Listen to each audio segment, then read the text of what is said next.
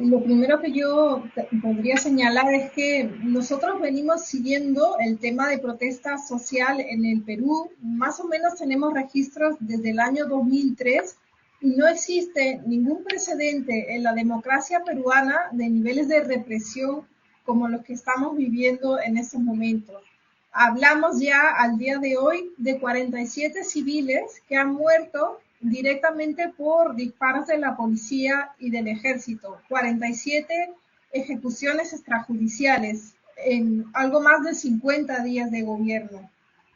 ¿Por, Mar, sí, perdona.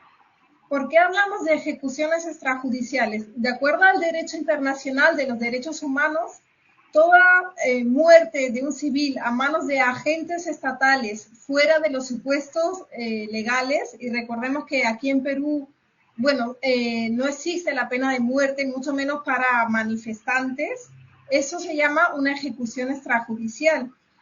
¿Cuáles son las evidencias de que estas muertes corresponden a agentes estatales y no, como ha señalado la presidenta Dina Boluarte, son el resultado de civiles infiltrados en las protestas?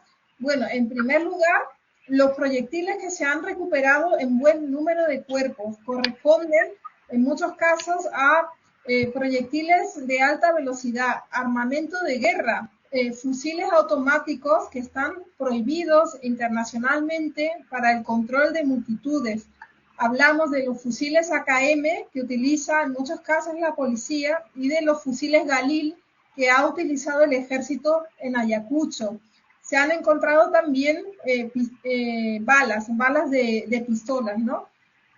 No hay ni una sola evidencia, ni un solo registro audiovisual de civiles que hayan estado disparando contra otros civiles. Más bien, todo lo contrario, lo que sí hay son muchos videos y muchos testimonios donde se observa a los policías y a los militares disparando directamente contra la población. Una de esas evidencias, Mar, a las que se hicieron públicas en las últimas horas fueron precisamente las necropsias en Pichanaki, en Junín, donde se puede apreciar según las necropsias que los impactos de las balas venían de atrás hacia adelante, ¿no? Es decir, gente que estaba huyendo de la represión y que fue ejecutada. Prácticamente, como tú bien lo señalas, una ejecución extrajudicial porque no pasan por ningún tipo de procedimiento en el cual en un Estado de Derecho lo que debería pasar es, si hay alguien cometiendo un delito, cualquiera que este sea, a no ser que sea un peligro inminente de vida contra el policía, se le detiene, se le procesa, ¿no? En este caso, por ejemplo, ¿qué es lo que ustedes han podido recoger del caso Pichanaki?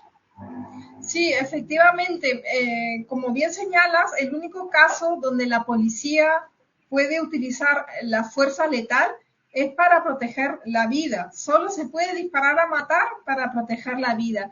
Y en este caso de Pichanaki es evidente que estas personas que se encontraban de espaldas, que los han matado por la espalda, no podían suponer ningún riesgo para los efectivos policiales que los han victimado. Entonces, claramente la trayectoria de disparo nos habla una vez más de ejecuciones extrajudiciales. Y más allá del uso de armas de guerra o de balas, lo que estamos viendo en Lima, lo que ha sucedido la noche de ayer en Lima, a nosotros nos tiene muy preocupados. Son hechos nuevos, no están en Sí, nuestro informe. Mar, un segundito antes de entrar a Lima, porque sí quiero entrar a Lima, en lo que ha pasado a Lima contigo en detalle. Tenemos imágenes y tenemos algunos documentos también para mostrar eso, pero no quisiera que dejemos un ratito de enfocarnos en las necropsias que hasta ahora se conocen. Además de la de Pichanaki, también están las necropsias en Puno, ¿no? Que también dan cuenta de disparos a la cabeza y al tórax, ¿no es cierto? Eh, ¿Qué cosas ustedes han podido encontrar de acuerdo a esas necropsias? Y además allí en esas necropsias en 7 cuerpos se han recuperado proyectiles de alta velocidad, o sea, armas de guerra, que como decíamos están prohibidas para el control de manifestaciones. ¿Qué armas se podrían usar en caso de disturbios violentos? Bueno, lo que se llaman armas menos letales, como son los gases lacrimógenos y los perdigones de goma, pero bien utilizados, no como está ocurriendo en Lima. De eso hablamos después. Claudia, pero no solamente es el tema de las ejecuciones extrajudiciales, hemos encontrado también torturas en una comisaría de Andahuaylas, la misma noche de la masacre que se cometió allí en el mes de diciembre. Un grupo de 8 ciudadanos fueron detenidos en la comisaría y ya estando completamente sometidos, fueron torturados. Nosotros hemos accedido a imágenes donde se observa que tienen el cuerpo cubierto de hematomas de grandes dimensiones que se los han hecho cuando ya estaban detenidos. Y hemos también documentado situaciones de violencia sexual al interior de las dependencias policiales. En particular, el caso más grave es una situación de violencia cometida por varios efectivos dentro de una dependencia contra una mujer a la que empezaron a tocar entre todos mientras se reían, ¿no? Una situación sumamente dolorosa y denigrante. Esto se llama también tortura, se llama tortura sexual. Exacto, exacto. Y además de eso, también brevemente antes de entrar al caso de Lima, hablar sobre la persecución a líderes sociales y a dirigentes políticos, porque también eso está ocurriendo en paralelo. Hay no solamente un amedrentamiento con la policía que van, por ejemplo, afuera de los locales del Nuevo Perú constantemente para amedrentar, o donde se registran reuniones de tipo político, disidentes del gobierno, ¿no? Pero también hay una persecución con los brazos judiciales y del Ministerio Público. ¿Qué cosas han podido recoger hasta el momento con respecto de eso? En primer lugar, estamos muy preocupados por las evidencias de acciones de inteligencia que van en realidad contra personas simplemente por tener posiciones críticas al gobierno. En una sociedad democrática, las actividades de inteligencia deberían servir para salvaguardar el orden público, para desmantelar bandas criminales, pero no se deberían utilizar recursos del Estado para hacer seguimiento de personas simplemente porque tienen una posición crítica al gobierno.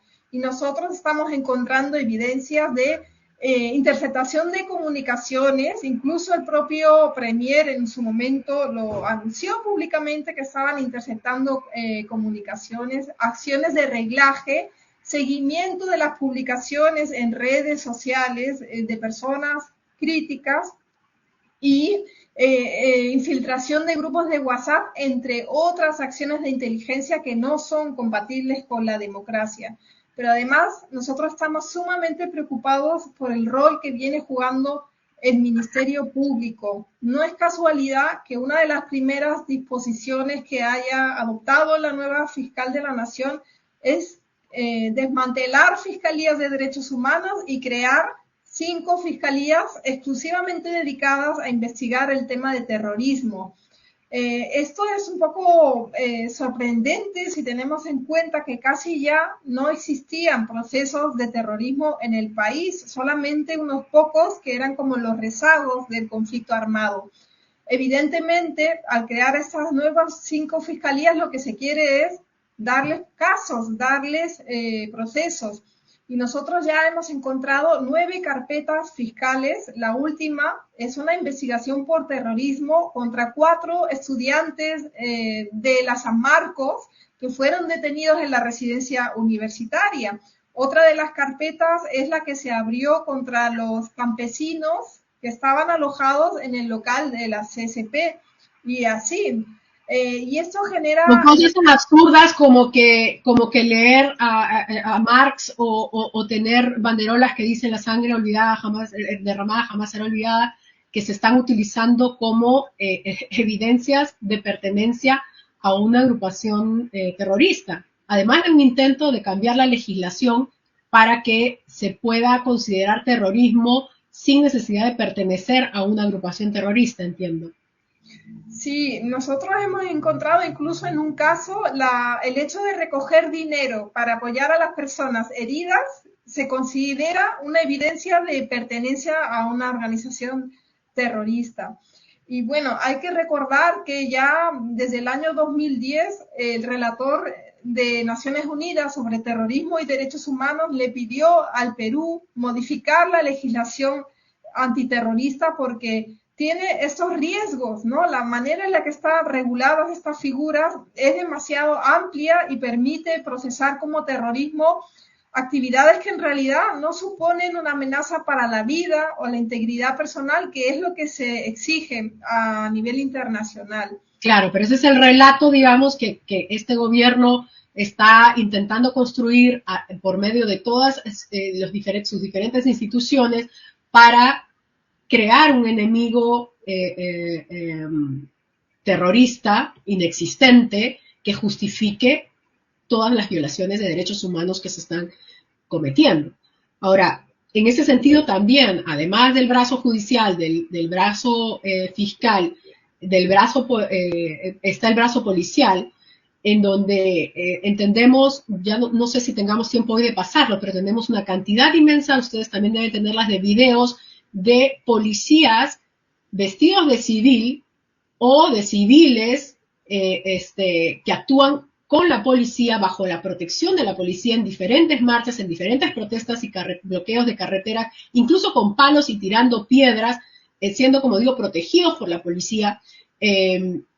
Y hace, me parece que fue el jueves o el viernes, se dio a conocer una disposición de la Policía Nacional en la que supuestamente, ya como para poner el parche, ¿no?, de tantos videos que recorren las redes sociales de estos registros, la Policía Nacional les está indicando a sus miembros que no deben estar uniformados con el uniforme de regla cuando están frente a sucesos de manifestantes o de sucesos violentos. Ahí estamos viendo, por ejemplo, esto me parece que fue en Ica, donde son estos, bueno, por lo menos por el porte, parecieran ser policías jóvenes, ¿no?, vestidos de civiles, que están recibiendo estos polos blancos con los que se arman estas supuestas marchas de la paz. Y ahí el señor está indicando, vamos para la foto, nos vamos por acá y luego por allá. Pero esto, digamos, es lo más, incluso lo más suave que hay de registro de este tipo de imágenes, ¿no? Porque luego vamos a ver cómo, les decía, hay directamente civiles tirando piedras a los manifestantes que están resguardados por la policía, ¿no? Entonces, ¿ustedes qué han podido recoger con respecto de esto y al mismo tiempo sobre esta disposición que se ha hecho pública sobre la policía? Es totalmente contrario a los estándares internacionales la participación de policías encubiertos o vestidos de civil en las operaciones. Eso es peligroso por dos razones. Primero, porque incrementa mucho el riesgo de violaciones de derechos humanos. Un policía que se sabe que no se va a poder descubrir su identidad es más propenso a cometer abusos. Y en segundo lugar, porque esta falta de identificación visible favorece evidentemente la impunidad una vez que las violaciones de derechos humanos se han cometido. Lo que nosotros estamos documentando es la presencia permanente de no solamente policías de civil, incluso en las últimas semanas también, por ejemplo, en el operativo en San Marcos se documentó la presencia de militares vestidos de civil. Y en el caso de Ica, lo que nos refieren las personas de la zona es que empresarios locales estarían financiando a sectores de la sociedad, a civiles, para que contribuyan con el trabajo que hace la policía. Esto tiene un nombre, de acuerdo al derecho internacional, son mercenarios, ¿no? Son mercenarios. Bueno, vimos al señor Julio Fabre, que es un empresario de larga data, hacer un video que ha hecho público y que varios medios de comunicación de la extrema derecha han pasado, donde hace esa declaración diciendo, señora Boluarte, si usted no puede poner orden, nosotros los empresarios lo vamos a hacer contratando. O sea, directamente es una confesión de parte, ¿no? Pero como tú apuntas, esto es gravísimo porque, y ahí vemos una de las tantas imágenes que hay de registro de esto, cómo la policía está utilizando estos civiles mercenarios, ¿no?, para que hagan el trabajo sucio, digamos. Y es grave y es irresponsable con los propios civiles a los que se ha contratado para hacer este trabajo, porque ellos van a las operaciones sin equipos de protección. Nosotros exigimos que los policías lleven equipos de protección para salvaguardar su integridad y se los dan de manera deficiente, pero en el caso de los civiles, mira cómo están, con polos, con gorritas, o sea, se les está poniendo en riesgo. Y además provocando a los manifestantes, que en muchos casos están pacíficos.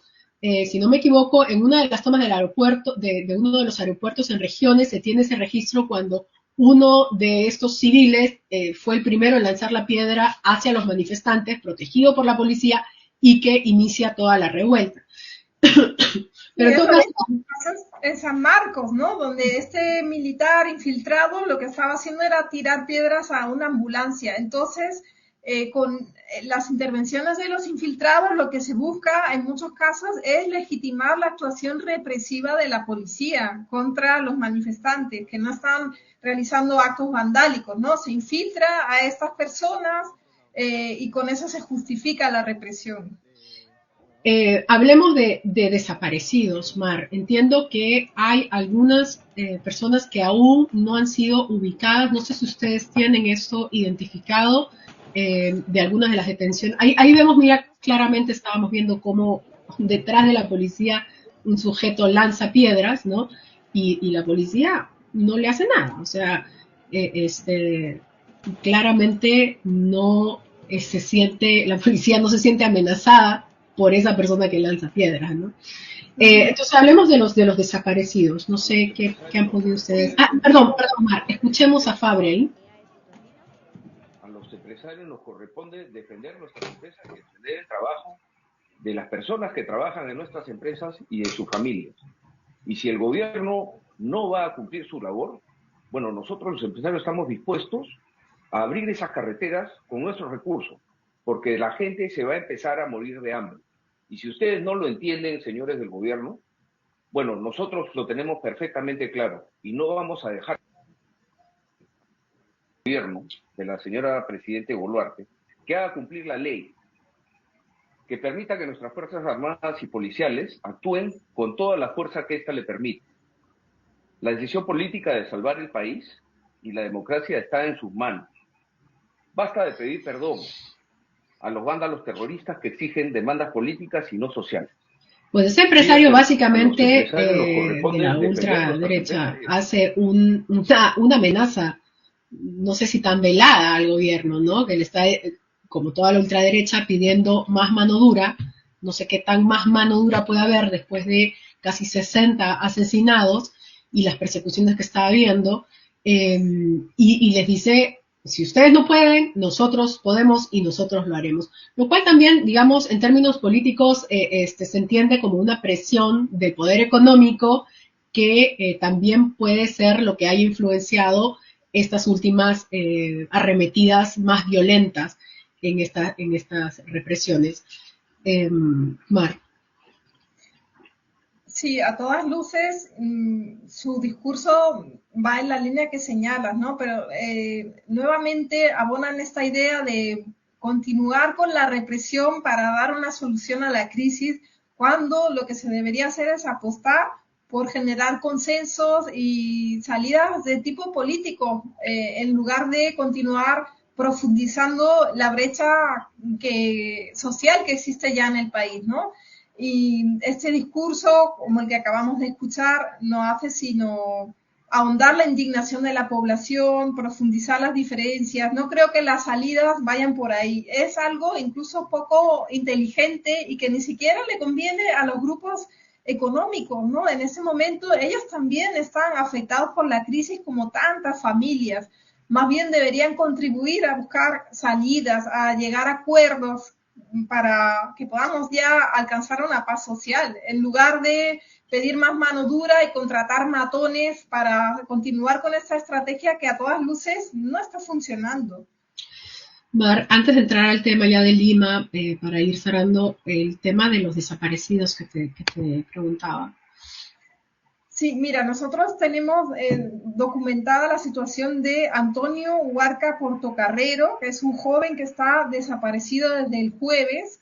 Él vino a Lima desde Puno para participar en las movilizaciones, salió a marchar el jueves y desde esa noche no se sabe nada de él. No hay reportes de que esté en ninguna dependencia policial, no sabemos dónde puede estar, pero recordemos que durante las movilizaciones contra Manuel Merino en el 2020 se produjo un caso de desaparición forzada. Era un joven, Luis Fernando Silva, que estuvo 3 días detenido en un lugar que no se sabe muy bien dónde ha sido, pero después de mucha presión en los medios de comunicación lo liberaron, ¿no? Y esto se suma a una situación que venimos denunciando, donde la policía no informa en tiempo real el paradero de las personas detenidas. Nuestros abogados todas las noches lo que tienen que hacer es pasearse de comisaría en comisaría para ver qué personas están allá. Y eso es Ilegal. es muy complicado, incrementa los riesgos de tortura, de violaciones de derechos, genera un sufrimiento innecesario a las familias. En los últimos días, desde lo de San Marcos, la región policial Lima en la noche está publicando las listas de detenidos. Eso es un avance que saludamos y ojalá continúe siendo así. Pero lo que quisiéramos es que se publiquen en tiempo real. O sea, desde que la persona llega a la dependencia policial, eso debería estar en las redes sociales. ¿Por qué hay que esperar varias horas teniendo a la persona allí en manos de la policía, completamente indefensos, ¿no? Así es, y sin acceso a la defensa legal, que es un derecho constitucional. Eh, ya ahora sí, antes de entrar a lo de Lima, preguntarte, con este informe que ustedes han recogido, toda esta cantidad de documentación que evidencia, ¿no?, estas sistemáticas violaciones a los derechos humanos, en especial las ejecuciones extrajudiciales. ¿Qué cosa van a hacer ustedes con este informe? O sea, ¿cuál es el procedimiento? ¿A dónde se puede recurrir? Ya que, como vemos, acá el Poder pues, Judicial, el Ministerio Público, viene estando tomado por o alineado con el oficialismo represor.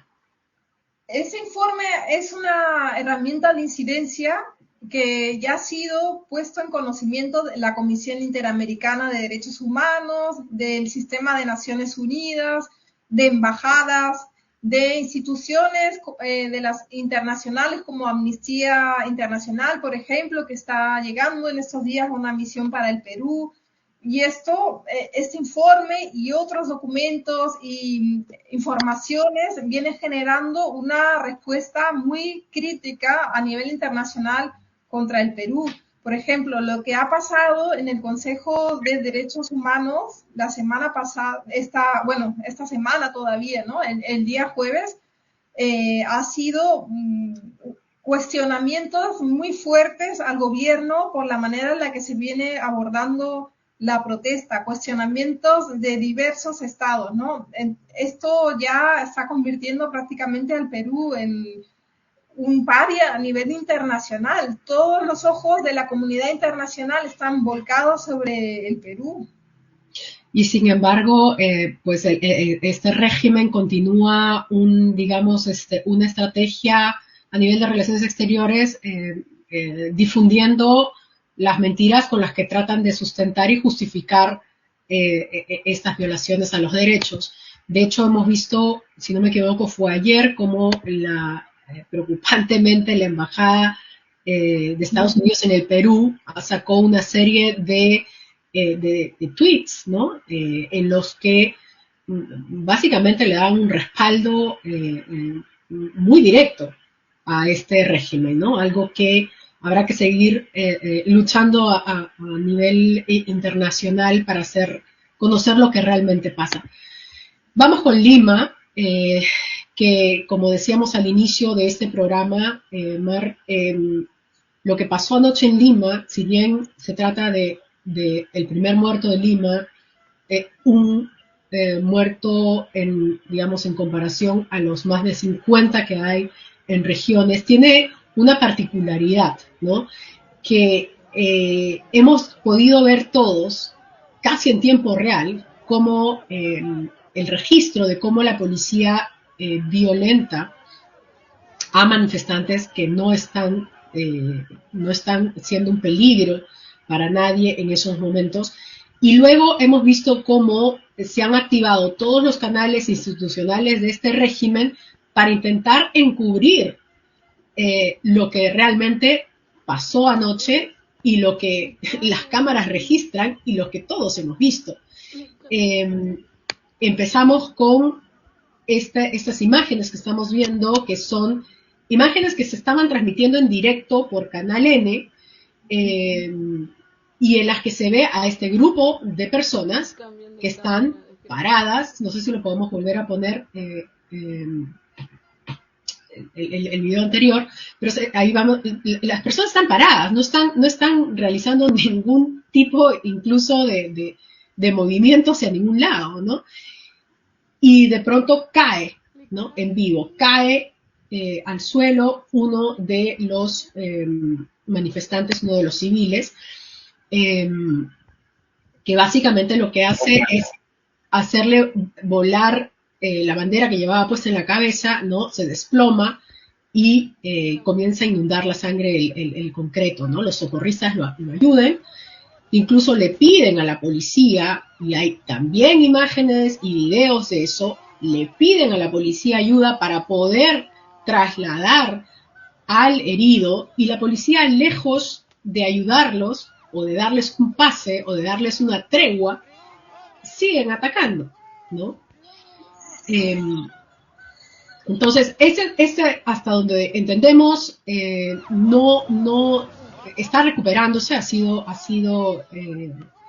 operado en el hospital, y es un joven que se encuentra recuperándose, esperemos llegue a recuperarse completamente de esta horrible herida. Pero lo otro que veíamos, Mar, a ver si nos ayudan con las imágenes, gracias a Huayca también, pudimos ver el momento exacto de las cámaras de seguridad, ahí está el video, en el que está caminando tranquilamente también un grupo de gente, aparentemente en retirada, porque van de espaldas al proyectil que luego se ve cómo impacta, ¿no es cierto?, contra Víctor Santisteban, y que comienza a ser atendido también por los socorristas civiles de manera inmediata, y que luego es llevado al Hospital Grau, a unas cuadras de ahí, donde, como decimos, todo se torna incluso peor, ¿no? Porque por alguna razón que en ese momento no era clara, una vez que llevan al señor Víctor Santisteban a la emergencia del hospital, llega un grupo de civiles que lo están acompañando y que quieren saber de su salud, porque evidentemente se veía muy grave. Y la policía llega a ese lugar, a las puertas del hospital, enloquecida, en una represión violenta como no vista y sin ninguna razón aparente y sin ninguna necesidad. El relato que está construyendo el gobierno inmediatamente fue que se trataría de una piedra y no de una bomba de cartucho de bomba lacrimógena. Ustedes pueden encontrar perfectamente, no sé si lo podemos poner ahora, pero van a ver los comunicados tanto de E-Salud como del Ministerio del Interior, que en cuestión de minutos fueron cambiados en las causas de la lesión a Víctor Santisteban.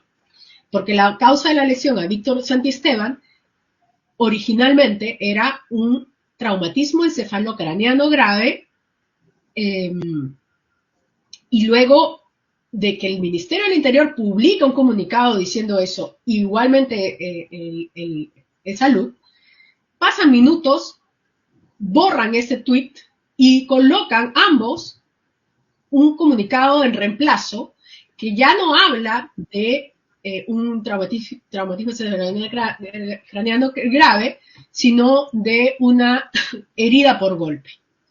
Y comienzan a construir este relato de que se ha tratado de una piedra, ¿no? Otra vez, así como intentan decir que los peruanos en Puno se mataron entre ellos, falsamente construyen estos relatos para la impunidad de su policía asesina.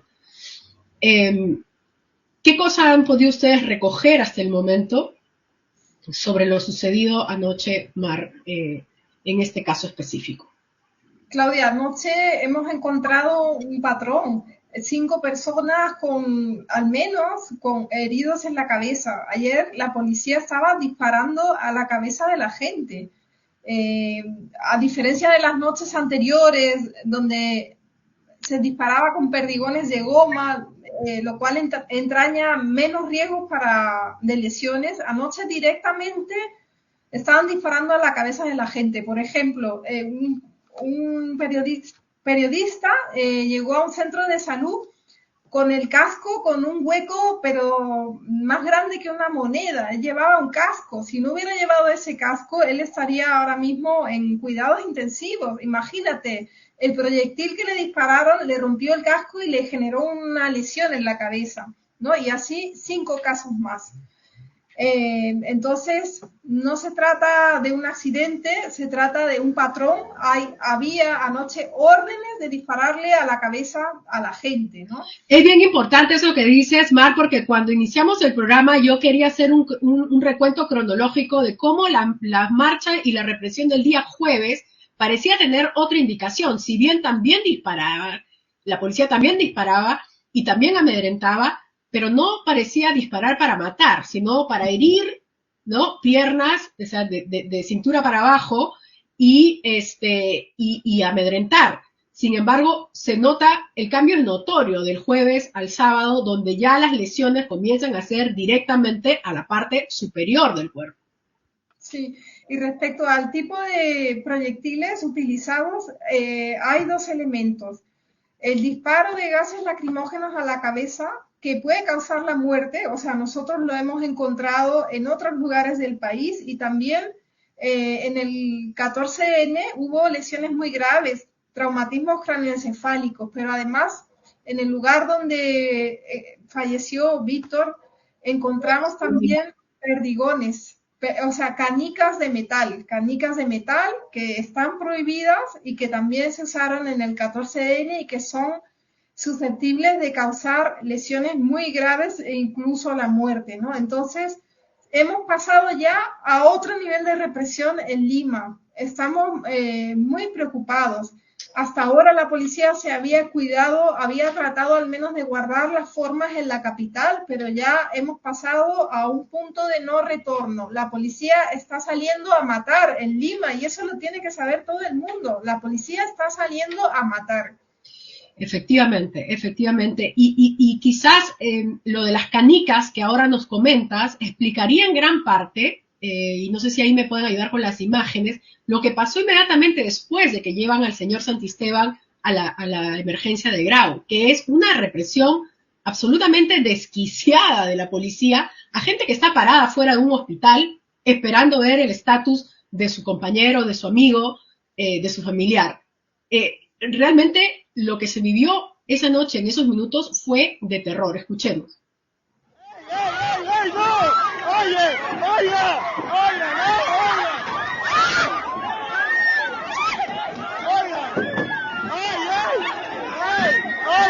Hay gente a la que incluso en la policía en ese momento se lleva a rastras de los pelos, jalándola varios metros por el piso,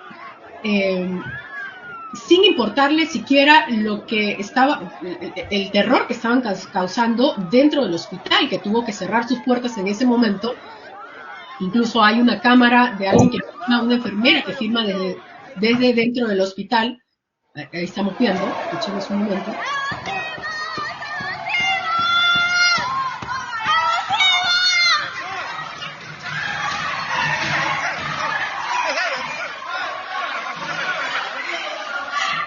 Se puede ver las imágenes del hospital, la gente está aterrada, ¿no es cierto?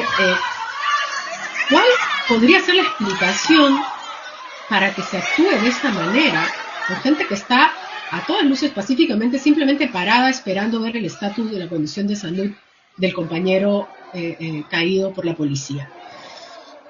A mí me parece, y esto es una hipótesis, ¿no? De cara a que en algún momento pueda ser confirmada, de que el tema del tipo de proyectil o del tipo de armas que se usó no solamente en el señor Santisteban, sino en cualquier otro herido que fue llevado ahí, porque eso estaba a muy pocas cuadras de todo lo que estaba sucediendo. Porque recordemos además, probablemente tú lo recuerdes mejor que yo, Mar, ahí están las personas que se las llevan a rastras, de estar paradas afuera de los...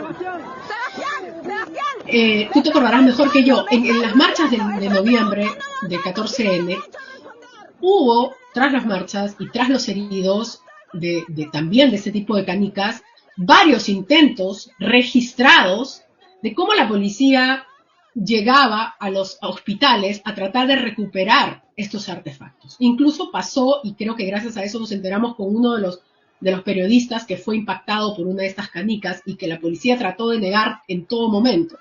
Porque además, evidentemente, me imagino que eso es absolutamente ilegal, ¿no? El uso de este armamento contra civiles desarmados y pacíficos. Entonces, ¿qué recuerdas tú de eso y cómo, no sé si tú también sientes que esto podría estar vinculado? Sí, efectivamente, es la hipótesis que tenemos. La policía ha llegado a tratar de ocultar las evidencias, también de intimidar a los testigos, porque entre los socorristas o personas que han presenciado el hecho y han acudido al centro de salud, pues había personas que podían declarar sobre cómo se había producido la muerte, pero además, Claudia, yo quiero denunciar que en estos momentos hay en marcha toda una situación de intimidación hacia las personas que llegan heridas a los hospitales.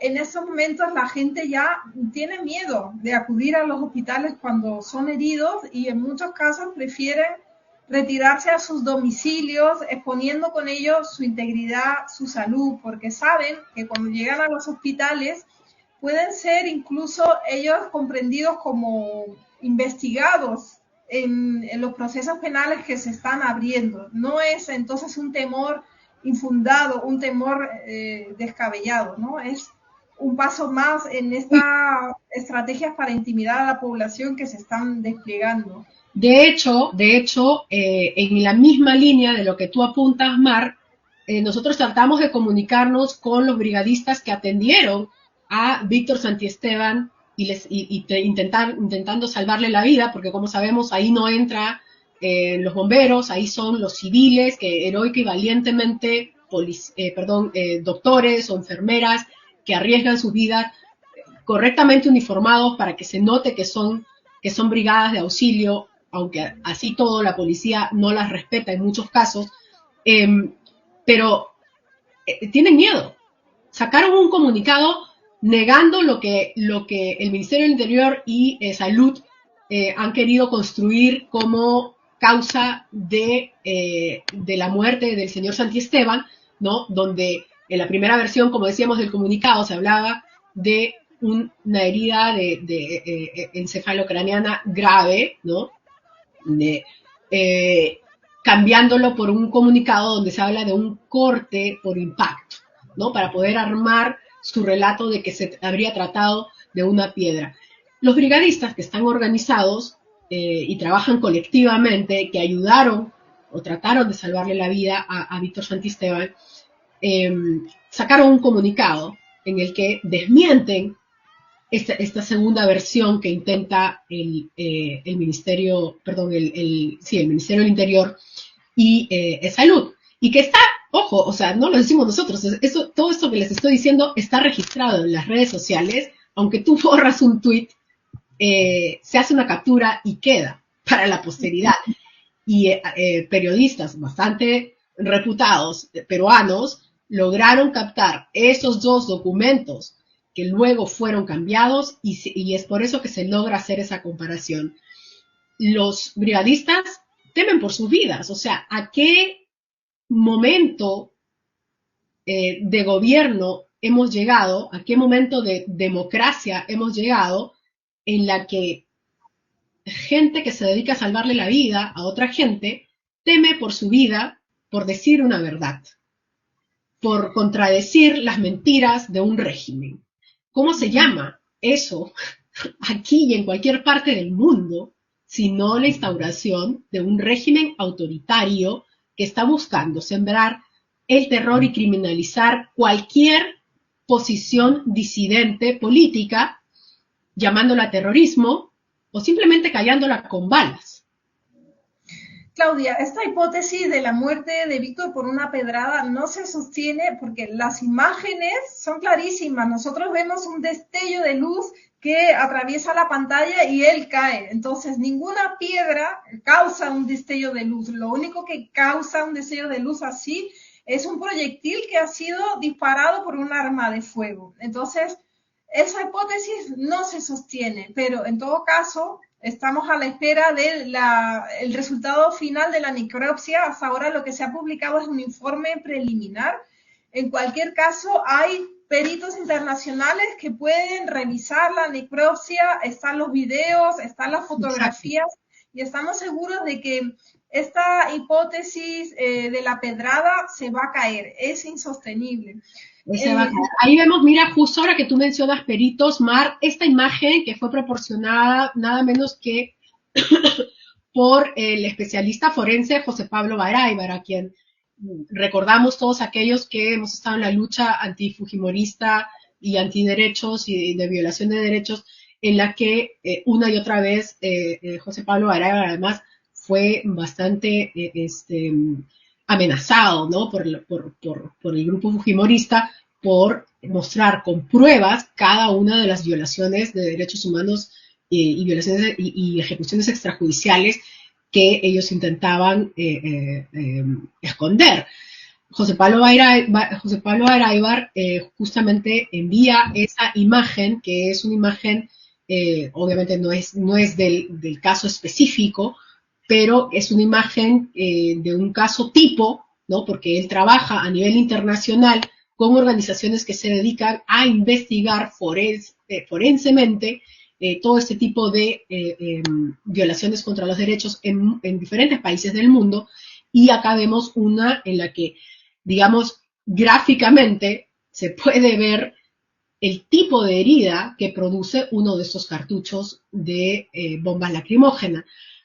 No lo queremos poner nosotros porque la imagen es muy gráfica y también porque además probablemente podría causar que nos levanten el programa, pero hay unas imágenes que cualquiera puede buscar en redes de una foto que toma una de las brigadistas que llega al hospital con el señor Santisteban, y felizmente, para asegurar justamente que no pasen estas tergiversaciones, ella le toma una foto a la herida abierta del señor Santisteban.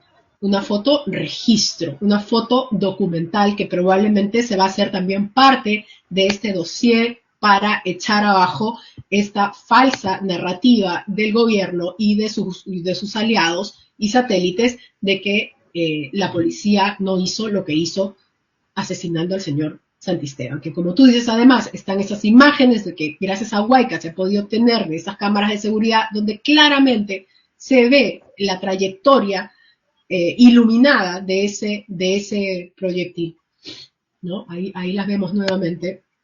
Está caminando la gente en la vereda izquierda, caminando, y desde atrás es que le cae luego cae otra bomba más, como podemos ver detrás de él, ¿no?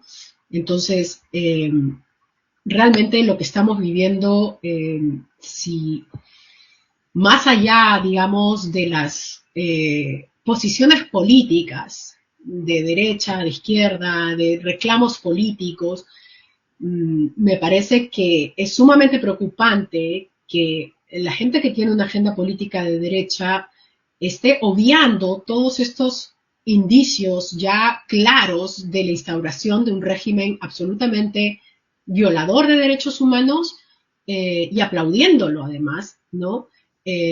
Cuando esto completamente va en contra de todo Estado de Derecho democrático per se en el mundo, ¿no? Y eso es lo que estamos viviendo en estos momentos con estos asesinatos validados, ordenados y validados por el gobierno con esas persecuciones políticas y sociales, esta criminalización de que todo el que pide una asamblea constituyente o todo el que pide un derecho político o un cambio político es un terrorista. Claudia, pero fíjate además cómo los brigadistas exponen su integridad y en esos momentos si la policía ve a un chico con un escudo, automáticamente lo detienen y lo procesan por pertenencia a una organización criminal. Interviene la Fiscalía de Crimen Organizado por este hecho de que lleven escudos, ¿no? Eso, llevar escudo ya es una actividad sospechosa. Cuando los escudos sirven, por ejemplo, para ayudar a los brigadistas a poder recoger a las personas heridas, porque como ellos mismos han relatado, la policía les sigue disparando, o sea, no es que se detengan cuando ven que hay alguien que necesita auxilio médico. Y por eso es sumamente grave que incluso el hecho de llevar equipos de protección como los escudos, los cascos o las máscaras antigas, ahora mismo es un elemento de sospecha, es un elemento que se sirve para acusar a las personas de pertenecer a una organización criminal. Exacto, exacto. Y añado a eso que tú apuntas, Mar, algo que una persona con mucha experiencia en manifestaciones y en movilizaciones apuntó hace unas horas en su cuenta de Twitter, y es que si se hace un conteo regresivo hacia atrás de muchas de estas personas que durante las manifestaciones están siendo atacadas de esta manera tan vil, suelen haber muchos de ellos que tienen puestas las banderas del Perú sobre su cuerpo, ¿no? No sé si eso sea algo que de repente también pueda ser, digamos, señalado como un blanco fácil, ¿no? Un blanco fácil que escoge la policía para atacar precisamente a personas que están embanderadas, ¿no? Irónicamente, con lo que eso pueda significar. Mar, no sé si quieras comentarnos alguna otra cosa que se me haya quedado por fuera sobre lo que está sucediendo en estos momentos y sobre qué podemos hacer. Sí, yo lo que quisiera mencionar es que nosotros ya hablamos de crímenes de lesa humanidad. No estamos hablando de actos delictivos aislados, sino de una política de Estado. Las declaraciones de la presidenta de la República, de sus ministros, avalando la actuación de la policía, inclusive ofreciéndoles un bono. Casi ya se podrían quitar la careta, ¿no? Y ofrecer dinero por persona fallecida. Es que eso es lo que implícitamente están haciendo, ¿no? Con este tipo de discurso ellos están demostrando que no se trata de la decisión o la iniciativa personal de los policías, sino de una directiva que viene del alto nivel del gobierno y que además se sostiene sobre toda una serie de normas y de una arquitectura institucional. La declaratoria de estado de emergencia, el despliegue de las Fuerzas Armadas, el toque de queda en Puno, y todas las normas que han ido sacando la fiscal de la Nación son parte de esa arquitectura institucional. Por eso hablamos ya de una política de Estado y de delitos de lesa humanidad que son imprescriptibles. Como decimos, las dictaduras caen, los gobiernos autoritarios van a llegar a su fin, pero los crímenes de lesa humanidad nunca prescriben. Esos crímenes que están cometiendo hoy en el Perú les van a perseguir toda su vida.